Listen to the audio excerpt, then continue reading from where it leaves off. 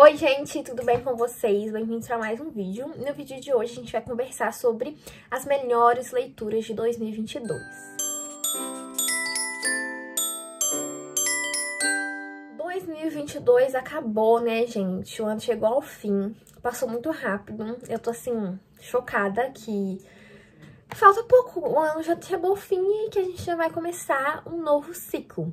E no vídeo de hoje a gente vai conversar sobre as melhores leituras deste ano, que foram incríveis. Esse ano eu fiz bastante leitura boa, ainda bem, né? Não perdi muito tempo com leitura ruim. Teve algumas leituras que não foram tão boas.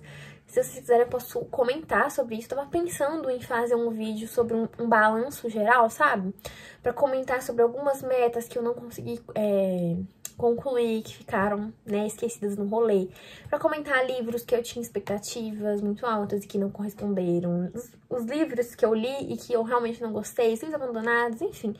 Tava pensando em fazer isso. Comentem aí se vocês acham interessante.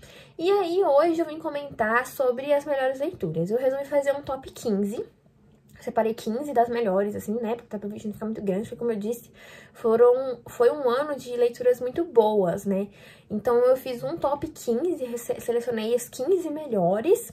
Mas antes de falar dos livros, de fato, eu queria fazer uma menção honrosa a 2 mangás que eu li esse ano, que foram o Monster... Pera, que não dá pra mostrar porque os livros estão aqui.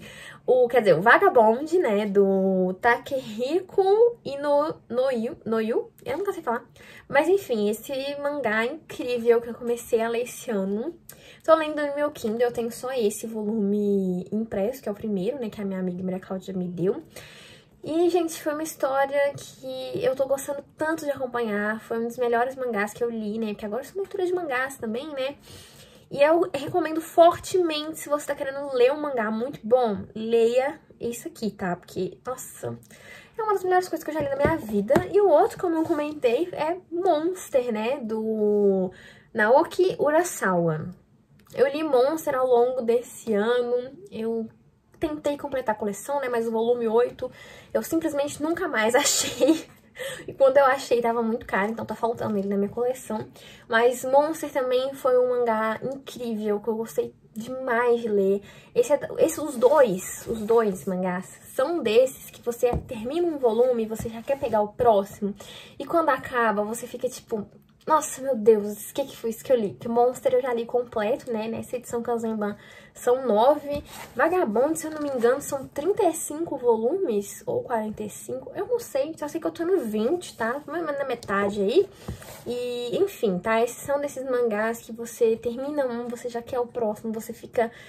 sabe, alucinado com a história. Enfim, leiam esses mangás aqui e depois me agradeçam porque são mangás incríveis. Mas enfim, né, agora vamos de fato falar dos livros. Alguns desses livros eu não tenho a versão física, então eu vou colocar a capa aqui pra vocês, como eu sempre faço, tá? Porque alguns eu li no Kindle, começando logo pelo 15º livro, eu coloquei Anne de Green Gables, da Lucy Maud Montgomery. É essa autora mesmo? Nossa, eu sempre confundo a autora de Anne com a autora de Mulherzinhas. Mas enfim, né, então esse ano eu resolvi dar uma chance pra Anne de Green Gables, pra essa série, porque eu confesso que eu fui sem muitas expectativas. Eu li pro projeto Lisa Simpson, que foi um projeto que ficou esquecido no rolê, né, então no vídeo sobre o balanço a gente pode comentar um pouco sobre esse projeto também. Mas enfim, e aí eu li pra esse meu projetinho, tem um vídeo aqui de vlog, eu vou deixar linkado, e o livro foi uma grande surpresa. Ele foi um livro tão gostosinho de ler, sabe? Um desses livros que eu peguei porque eu estava de ressaca. Eu pensei assim, nossa, eu acho que esse livro aqui ele vai funcionar bem nesse momento. E realmente ele funcionou, mas não só isso. A experiência de acompanhar a Anne nesses anos de crescimento, desenvolvimento, as aventuras e as desventuras, as coisas, as encrencas que ela se metia... foi muito gostoso, assim, é um livro muito... É gostosinho, sabe? É a palavra que define esse livro. Então eu coloquei ele em 15º lugar, porque é uma leitura, assim, que traz aquela sensação de aconchego, e foi um livro que eu gostei muito de ler também. Em 14º lugar, eu coloquei o Diário de um Velho Louco, do Junichiro Tanizaki, que também tem vídeo aqui no canal, eu vou deixar linkado, tá? E, gente, esse livro é um livro de literatura japonesa. Eu queria ler algo de literatura japonesa esse ano, e esse estava disponível, se eu não me engano, no Prime Reading ou no Kindle Unlimited, ou são nos dois, enfim. E aí eu resolvi pegar emprestado pra ler. Não sabia muito sobre a sinopse, e o livro também foi uma grande surpresa, né? Aqui a gente vai ter um livro escrito no formato de diário, que já torna a escrita tanto quanto interessante, porque a gente vai ter esse senhor no seu mais íntimo, porque ele está escrevendo ali meio que para ele mesmo, né? Um diário é uma coisa íntima nossa, que a gente vai lá e escreve sobre diversas coisas, sobre o nosso dia. Então a gente tem aquela pessoa sendo ela mesma. E foi um livro muito interessante de acompanhar, porque ele vai trazer algumas questões sobre hedonismo, sobre submissão, que foram muito interessantes de ler. Assim, eu não estava esperando que o livro seria sobre isso, que esse velho teria certos tipos de pensamento, e esse também vai de encontro muito com um certo tabu que a gente tem com relação à velhice, aos idosos, de achar que eles não pensam certas coisas, que eles não têm certos desejos, que eles têm sim, né? E esse velhinho aqui, ele está para mostrar isso. Como eu disse, vocês podem assistir o vídeo, então assim, eu não vou entrar em detalhes, tá? Mas foi um livro que eu gostei muito, tanto que eu já peguei outro livro do autor pra, né, ler no ano que vem, que é o As Irmãs Makioka. Falei sobre isso no meu vídeo de 12 livros para ler em 2023, mas enfim, né, não vou me estender muito sobre esse livro, não. Em 13º lugar, eu coloquei o Helena, do Machado de Assis, né? Machado de Assis era um autor que eu gostava muito dos contos, mas não gostava tanto dos romances. Até então eu tinha lido Dom Casmurro, Memórias Póstumas, e eu preferia os contos deles do que esses livros, né? Memórias Póstumas, particularmente, é um livro que eu não gosto muito, assim, não vou falar que eu detesto, mas eu não sou muito chegada naquele livro. E aí eu li o Helena esse ano, e agora sim eu tenho um livro do Machado pra chamar de meu favorito. Foi um livro que eu gostei muito. Esse livro aqui, ele é bem classicão do romantismo. A gente vai ter muito daquela coisa toda muito exacerbada, aquele amor, muito, tudo muito, sabe? Muito é a palavra que define o romantismo aqui nesse livro. A gente também tem vídeo pra ele, tá? Então eu não vou me estender muito, né? Mas foi um livro que eu gostei de acompanhar esses personagens. A Helena é uma personagem que eu gostei demais e eu fiquei muito chateada com o fim trágico que ela teve, né? Mas como eu disse, é um livro bem característico do romantismo, então, né? A gente vai ter essas certas coisas aqui. Então ela é a nossa protagonista, que dá nome ao livro, e os demais personagens também são personagens que eu gostei muito de acompanhar. A gente vai ter um certo mistério aqui envolvendo essa mulher, sobre quem ela ama, uma certa pessoa que ela vai sempre visitar, às escondidas, enfim, é um livro muito bom, é um livro que eu gostei muito de ler. Eu super recomendo esse como uma porta de entrada para conhecer o Machado, sabe? Porque é um livro mais curtinho, é um livro bem tranquilo de acompanhar. Como eu disse, ele, por se caracterizar no romantismo, ele tem algumas coisas que tornam a leitura bem interessantes e bem tranquilas para quem quer começar a ler o autor. Em 12º lugar, eu trouxe o Mr. Mercedes, do Stephen King, né? Não pode faltar livro do meu autor favorito aqui, né, nessa lista. E esse livro aqui foi um dos melhores, assim, dele, dos mais recentes que eu li. E eu gostei demais desse livro. Aqui a gente vai ter uma história sobre um assassino e essa busca desenfreada para tentar deter esse personagem. E uma coisa muito interessante aqui é que nós, leitores, já sabemos desde o começo quem é esse assassino. Então a gente fica muito agoniado porque nós sabemos quem é, e aí às vezes o detetive Bill tava próximo, assim, fisicamente dele, a gente ficava tipo, meu Deus, ele tá aí, pega ele, prende ele. Mas, obviamente, o Bill vai seguir os passos da investigação e ele não vai ficar óbvio pra ele, como fica pra gente, quem que é esse assassino. Enfim, outra coisa que tornou essa leitura tão maravilhosa é justamente, como a gente sabe, a narração, ela passa pelos pontos de vista tanto do Bill quanto do assassino. Então a gente entra na mente dele e a gente vê o quão maluco esse cara é.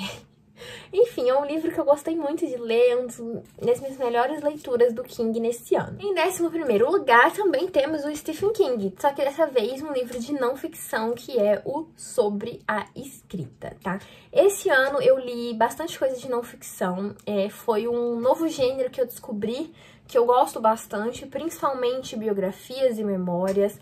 E esse livro aqui, o King vai falar sobre a escrita, como o próprio título diz, mas, ao mesmo tempo, ele vai falar sobre isso através do seu processo enquanto escritor. Então, a gente tem aqui, de certa maneira, um livro também de memórias. Então, o King vai trazendo aqui como foi para ele os primeiros contatos com a escrita, os primeiros contatos com o mercado editorial. Ele traz diversas dicas para quem está começando a escrever agora. E foi um livro que eu gostei tanto de ler, eu gostei muito de ver, assim, de saber esse processo por trás da escrita do King, de como que funciona para ele desenvolver uma nova história, como as ideias chegam até ele, de onde ele tirou a ideia para determinados livros. Então ele comenta, por exemplo, aqui de onde que veio a ideia para Carrie, né? Então ele comenta essas coisas e eu gostei muito, né? Acho que quem é fã do autor vai ficar muito feliz em ler esse livro, de conhecer mais do King intimamente. Ele também fala sobre o acidente que quase tirou a vida dele lá em 1999, né? Então, quando eu estava nascendo, o King estava quase morrendo. Imagina. Então, ele comenta como é que foi, o que aconteceu, como é que foi o depois, os impactos que esse acidente teve. Ele comenta sobre o casamento dele com a Tabitha. Ele também fala sobre alguns problemas que ele teve com o alcoolismo e com as drogas, e como que isso afetou muito a vida dele, de escritor, a vida pessoal, o casamento, né, enfim. Então ele fala sobre os filhos, ele fala assim, enfim, é isso, né? Como eu disse, é um livro que ele vai partir da sua memória. Então, é bom vocês levarem em consideração o subtítulo desse livro, que é A Arte em Memórias. Então, a partir da sua vida, da sua experiência, o King vai falar sobre a escrita. Então, esse aqui não é um livro técnico, não é um manual de como escrever, de como ser um bom escritor, de como ser um escritor de sucesso. Não é isso. O que ele vai fazer aqui é, a partir da sua experiência, dar algumas dicas para quem tá querendo iniciar essa carreira e falar um pouco sobre ele mesmo, né? Que ele vai trazer essas memórias da sua vida. Em 10º lugar, nós temos o Psicose, do Robert Bloch. Esse livro eu li agora, agora não, né? Enfim, eu li em outubro, pro especial de mês do horror. Eu queria ler umas coisas bem classiconas esse ano. E uma das minhas escolhas foi o Psicose, e foi um livro que eu gostei demais de acompanhar. Porque aqui também, como em Mr. Mercedes, a gente também já sabe quem é o assassino, qual é a grande questão com o desaparecimento da mocinha do livro. A gente já sabe por que ela tá sumida, né? Quem que matou ela, a gente já sabe esse tipo de coisa. Mas o grande ponto com ele é a relação do Norman Bates com a sua mãe e esse rolê todo por trás. Então ele é um livro que, apesar de eu já ter ido ler, sabendo qual que era o grande ponto, a grande explicação, foi um livro que ele teve uma construção tão boa, tão bem desenvolvida, que eu gostei tanto, que quando teve aquela revelação, foi como se eu não soubesse da mesma forma, porque sabe aquele meme daquela cabeça, tipo assim, aquele boom na cabeça, sabe? Foi meio que isso que eu senti. Então, eu acho que eu escolhi muito bem de ter lido esse livro. Como eu disse também, eu não tenho ele, né? Então a capa tá aqui, eu li na edição do Kindle. Esse livro é publicado pela Dark Side, tá? E, gente, uma curiosidade sobre essa capa. Essa capa que tá aqui, né, como eu falei pra vocês, foi a capa do Kindle que eu li. Eu tava crente que aquele negócio era um botão daqueles de roupa. Aí depois que eu analisei mais profundamente a capa, que eu percebi que aquilo não é um botão, aquilo é um ralo de banheiro com sangue.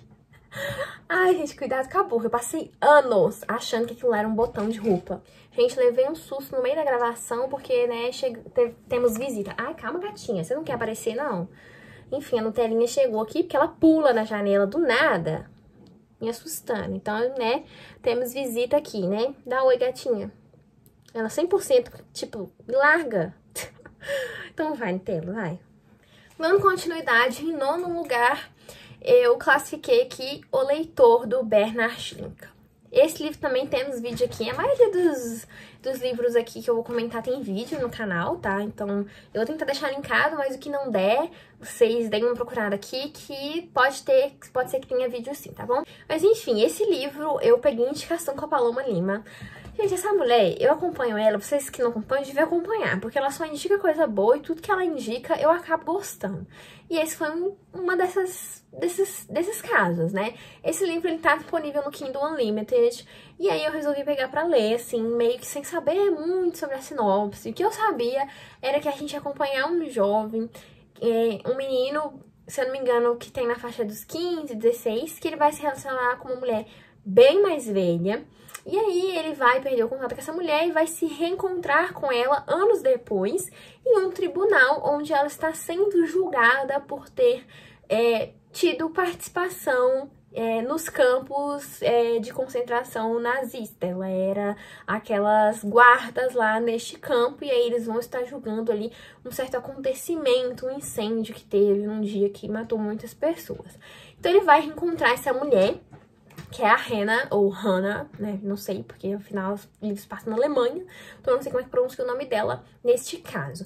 E aí ele vai reencontrar com ela lá, e ele lembra dela, e ele fica meio assim, chocado, porque quando ele se relacionava com ela, ele não sabia muito sobre a vida dessa mulher.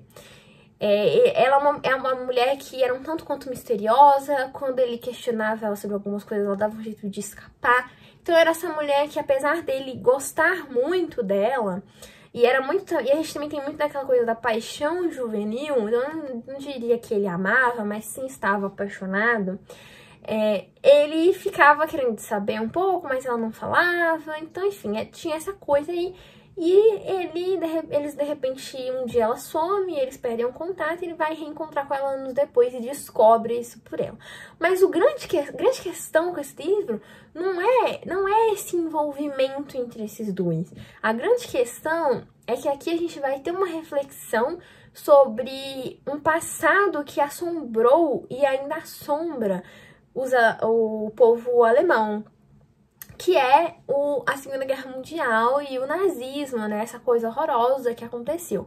E a gente tem que levar em consideração também o período em que esse livro se passa. Então ele se passa num período muito recente, muito próximo a isso, sabe? Então a gente tem uma Alemanha que ainda tem muitos grupos neonazistas.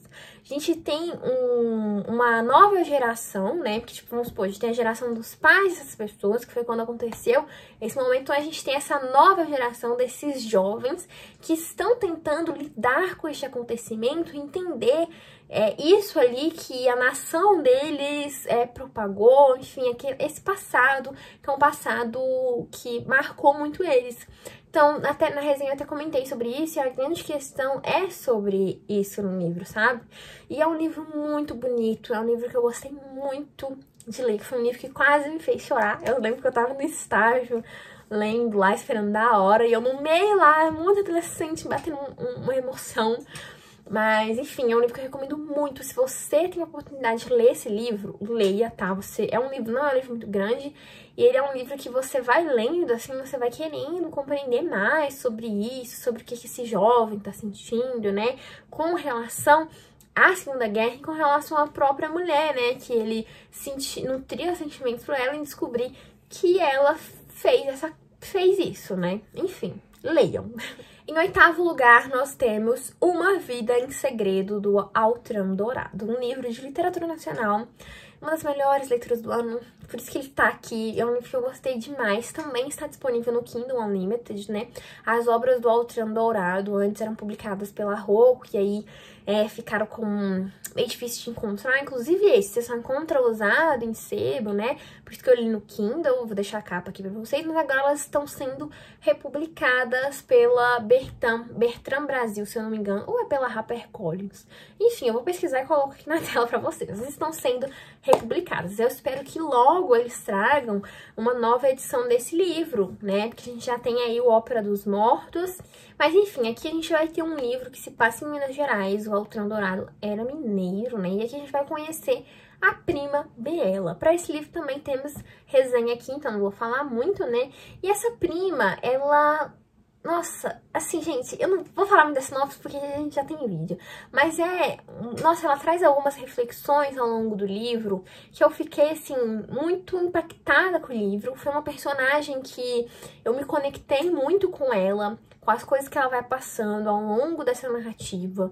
Porque ela sabe aquela pessoa julgada por todo mundo, que todo mundo faz piadinha, que ninguém entende a maneira dela de ser, porque ela é uma pessoa que ela é diferente das pessoas ao seu redor, mas ela é ela mesma.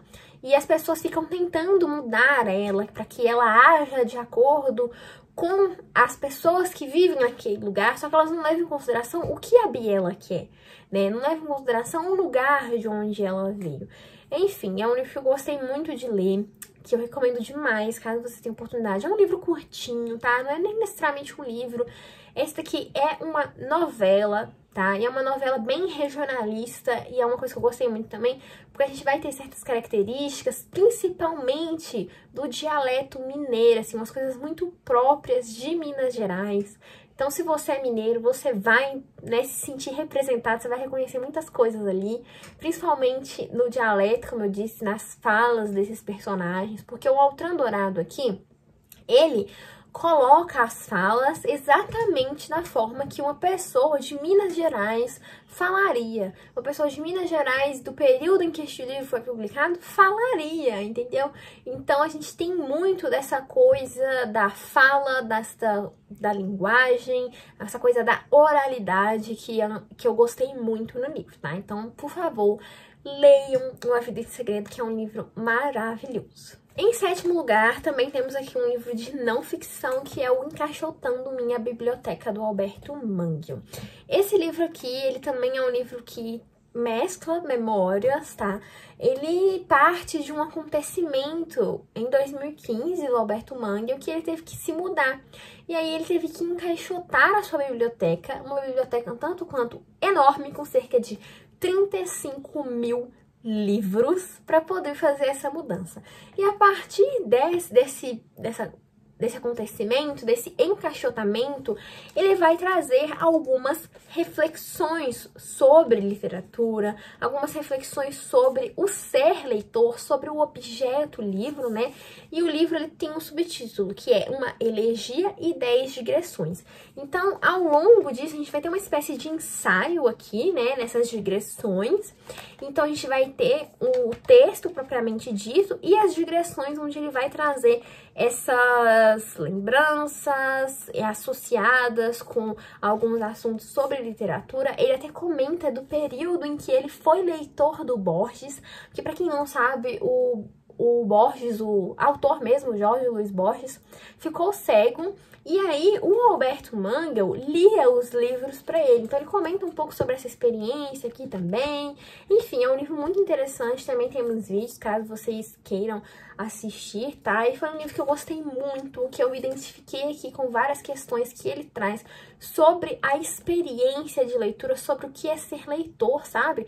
E sobre a relação que nós temos com a nossa biblioteca, né? Porque eu tenho aqui meus livrinhos, aqui tem a minha distância aqui, que quase não aparece muito nos vídeos, tem essa aqui que aparece, e a relação que a gente tem com essa nossa biblioteca, porque ele fala aqui no livro que em todo lugar que ele esteve, ele sempre montou uma biblioteca, que sempre tinha livros ao seu redor. E, de certa forma, eu me identifiquei muito, porque comigo também é a mesma coisa. Aqui na minha casa tem livros ao meu redor.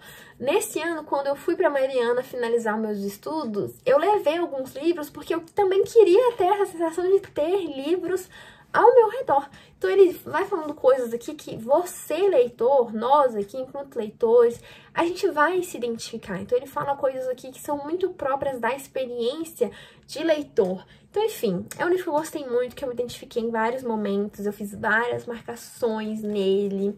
E eu recomendo muito que, se você tiver a oportunidade, que você leia esse livro aqui. Em sexto lugar, eu coloquei O Conde de Monte Cristo, do Alexandre Dumas, ou Dumas, como você quiser falar, o mesmo autor de Os Três Mosqueteiros. Esse ano, assim, de repente, do nada, eu olhei, assim, pra esse livro, eu falei assim, eu vou ler esse livro.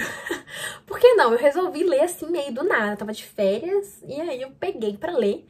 E, gente, eu devorei este livro aqui. Eu li cada volume, que essa edição da Zahara tá dividida em 2, eu li cada volume em uma semana, assim, foi uma leitura que voou de tão boa que estava.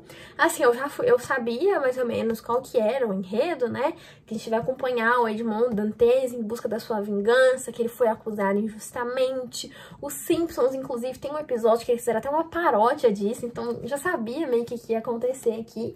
Mas a forma que esse livro foi escrito, a forma que o Edmond vai montando a sua vingança, que ele vai arquitetando tudo, ele vai fazendo tudo de uma forma tão sutil, que ele vai se inserindo nesse meio novamente, que, enfim, foi um livro que eu gostei muito de acompanhar, apesar de que, sim, eu acho que algumas coisas poderiam ser deixadas de fora, porque é um livro muito grande e é um livro extremamente descritivo. Eu até gosto de livros descritivos, desde que essas descrições façam sentido. Por exemplo, o Victor Hugo, em Corcunda de Notre Dame, ele descreve muito a catedral, tem um capítulo que é só para descrever Paris, mas faz sentido ali na proposta daquele livro.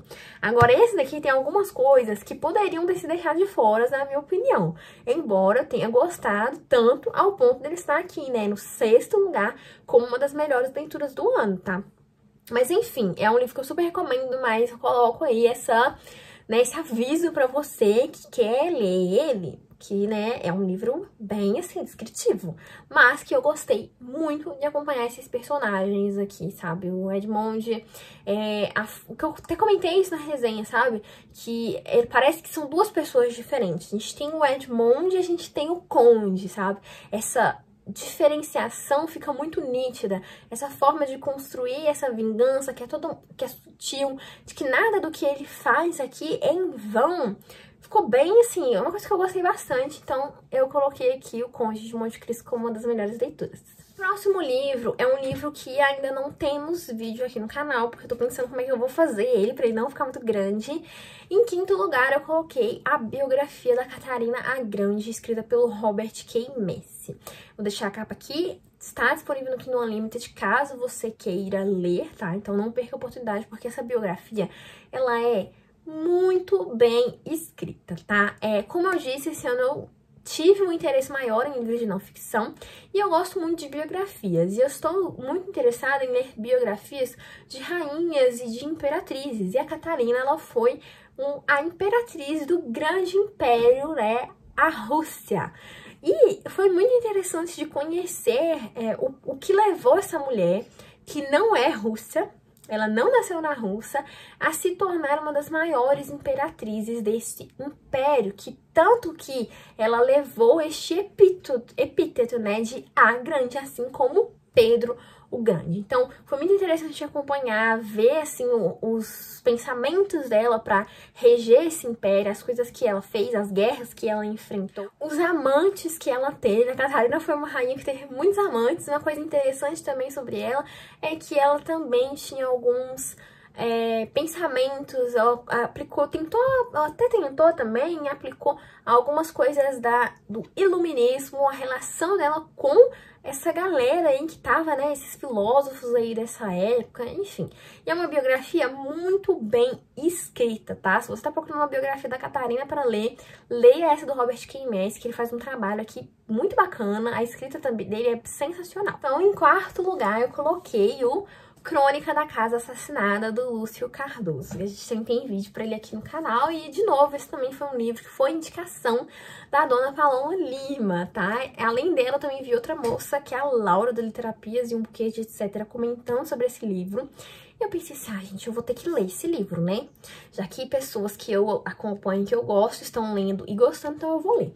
E, gente, que livrão! Que livrão! Aqui a gente vai acompanhar a decadência de uma família e a gente vai ter a casa, que é a chácara, como uma personagem. E aqui a gente tem uma construção narrativa que é extremamente interessante, porque nós temos 10 personagens narrando esse livro. Sim, nós temos 10 narradores para contar sobre esse fato, sobre a decadência que os Menezes encontraram. E além disso, nós temos personagens extremamente complexos e muito bem construídos, tá? Enfim, eu não vou me estender muito, porque como eu disse, temos vídeo aqui pra ele no canal. Mas, gente, ai, que livro maravilhoso, eu super recomendo. Se você tem ele aí na sua casa, pega esse livro pra ler. Se você não tem, compra, pelo amor de Deus, faz um favor pra você. É um livro grande, tá? Eu digo, é um livro que ele demora um pouquinho a acontecer. As primeiras páginas são um pouquinho mais demoradas, mas depois que você pega o gancho aqui do leitura, você não vai querer largar nunca mais. Agora nós chegamos ao nosso top 3. E quem já me acompanha mais assiduamente aqui no canal e no Instagram, já deve saber quais são os 3 livros que estão aqui nesse top 3. Então, em terceiro lugar, eu coloquei o Ana Karenina, do Tolstói, né? Até um certo tempo atrás, estava meio na dúvida onde encaixar, assim, né? Se fosse fazer um top, onde que eu colocaria isso? Porque esse livro quase empatou com o outro, que é o que tá em segundo lugar. Enfim, eu li esse livro aqui logo no começo do ano, então já comecei o ano de 2022 lendo coisa boa. Eu li esse livro em leitura coletiva com Paloma Lima, que tem esse livro como um dos seus livros favoritos da vida. E aí eu fui ler, né, fiquei meio assim com receio, porque eu já tinha ouvido falar algumas coisas sobre Tolstói, Dostoiévski, né, quem vive aí no mundo da leitura, ouve pessoas dizendo que são livros complexos, não sei o quê. Mas, gente, não, tá? Se você tá pensando em ler esse livro aqui, leia, porque esse é um livro extremamente tranquilo e é um baita de um novelão, tá? Eu também não vou entrar em detalhes, porque nós temos um vídeo aqui no canal de praticamente meia hora, um filme praticamente, onde eu falo sobre algumas questões nesse livro, tá? E são personagens que eu amei, eu amo o Lievin, é meu personagem favorito, ou Liovin, dependendo da tradução, né? Esse daqui do Rubens Figueiredo está como Lievin, né? Porque esse livro, apesar de ter o título como Ana Karenina, ele vai focar em 2 núcleos aqui, em 2 núcleos familiares. O núcleo da Ana e o Vronsky e o núcleo do Lievin e a Kitty, tá? Tanto que, na minha resenha, eu até comentei que o título original desse livro não era Ana Karenina, era 2 famílias, o que faz um pouco mais de sentido, porque a Ana não é a nossa única protagonista aqui, tá? Mas, enfim, vejam lá a resenha pra vocês entenderem mais essa questão aí desses 2 núcleos. Em segundo lugar, nós temos uma biografia, que é a biografia da Maria Antonieta, do Stefan Zweig. Também temos vídeo, tá? Então, também não vou me alongar sobre. E esse livro eu também comecei em 2022 com ele, lá em janeiro, leitura coletiva com o Cristian Assunção, eu resolvi participar.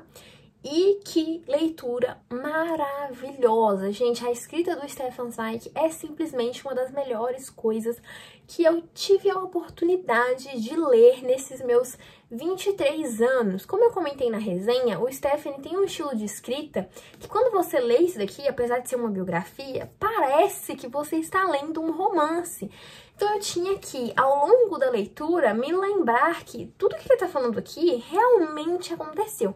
E algumas dessas coisas são meio pavorosas, né? Porque pra quem não sabe, a Maria Antonieta, ela foi uma rainha que acabou sendo decapitada lá no início do que a gente chama de Revolução Francesa. Então, já fica a dica aí para vocês entenderem o que levou a essa grande questão, a essa revolução, né? É interessante ler aqui, porque aqui o Stefan também vai comentar algumas questões que levaram a essa revolta, a esse povo estar tão indignado ao ponto de decapitarem os seus reis. E agora, chegamos a ele, o primeiríssimo lugar. Quem me acompanha no Instagram já sabe. O Tempo e o Vento, parte 1, do Érico Veríssimo, O Continente. Aqui a gente tem uma edição que compila os volumes 1 e 2 de O Continente, então eu vou considerar como um livro só, tá? E, gente, que leitura maravilhosa. Eu li esse livro agora, em dezembro, né? Então é uma leitura recente, então, assim, nada melhor do que fechar o ano com coisa boa, com coisa bem escrita, tá? E esse livro, ele é extremamente bem escrito. Aqui a gente vai ter uma espécie de romance histórico, porque o Érico Veríssimo, ele vai fazer um panorama aqui, nessa saga do Tempo e Vento, para contar a formação do estado do Rio Grande do Sul. E ele vai fazer isso através da família Terra Cambará. Então a gente vai acompanhar esses personagens se envolvendo nesses conflitos, nessas guerras, como que era para as mulheres nesse período viver isso. Então a gente, por exemplo, nesse primeiro livro, a gente vai ter a Guerra dos Farrapos, a Revolução Farroupilha de 1993. A gente também vai acompanhar a chegada da família imperial no Brasil, a mudança de um Brasil que deixa de ser império e passa a ser república. Então ele vai trazendo todos esses fatos históricos para construir essa história.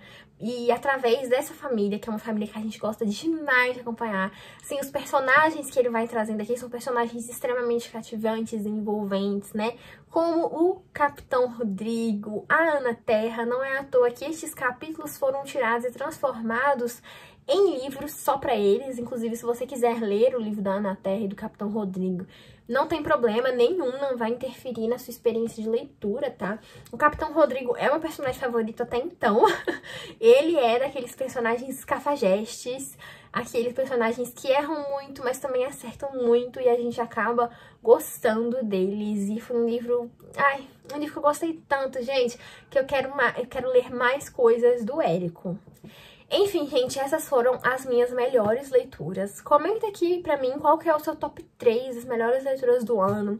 Se você já leu algum desses livros, o que você achou, se você gostou tanto quanto eu gostei também, tá? Eu vou adorar saber. E se você gostou do vídeo, deixa o like, se inscreva se você ainda não é inscrito no canal. Lembrando que na descrição dos vídeos eu sempre deixo meus links de afiliada da Amazon, Submarino, Americanas. Você comprando por esses links eu recebo uma pequena comissão e o valor não altera em nada pra você. Os links das minhas redes sociais também estão aqui. Vocês podem me acompanhar no Instagram e no Scoob, tá bom? Então é isso, espero que vocês tenham gostado. Um beijo e até o próximo.